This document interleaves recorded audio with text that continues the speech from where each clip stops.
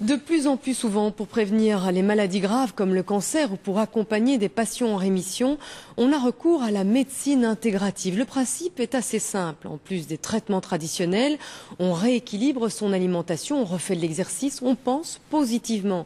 Des petits plus qui apportent de grands résultats. La médecine intégrative, c'est le dossier de la rédaction et il est signé Dominique Burge. On peut t'amuser parce qu'on s'est amusé, on a mis des blondes, on a mis des rouges, on a mis toutes les couleurs. Ma fille était avec moi, elle avait mis des mèches vertes.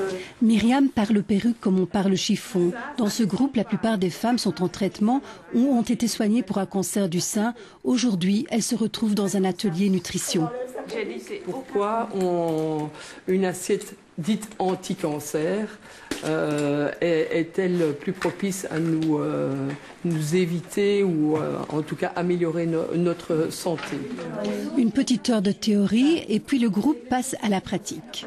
Il n'y a pas une assiette anti-cancer qui est la potion magique qui va nous guérir de tout. Non, il y a une attitude alimentaire qui va améliorer notre santé. Diagnostiquée en 2011, Myriam a été opérée. Elle a terminé sa chimiothérapie en janvier de cette année. Assez vite, elle a pris sa santé en main. Elle voulait rebondir.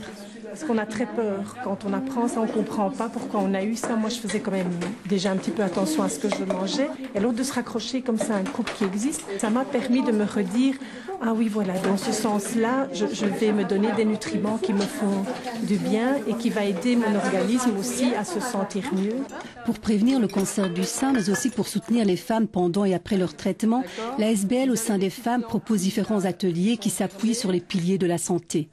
Il y a un pilier environnemental, par exemple la nutrition. Il y a un pilier psycho-émotionnel, un soutien plus des émotions et du stress. Et puis un pilier un peu plus physique, où il y a vraiment une activité physique qui est proposée.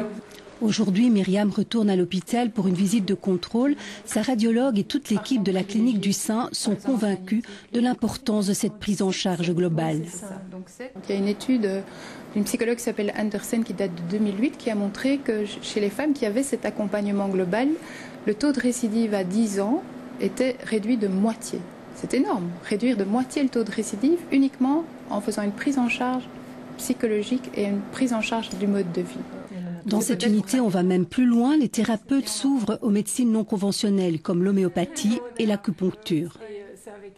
On voit que ces traitements comme l'homéopathie, par exemple, va sans doute pas guérir la patiente de son cancer du sein, certainement pas en tout cas pris isolément, mais ça va aider la patiente d'abord à supporter son traitement, à diminuer ses effets secondaires, et ça va aussi améliorer son immunité et peut-être participer à la diminution de la récidive.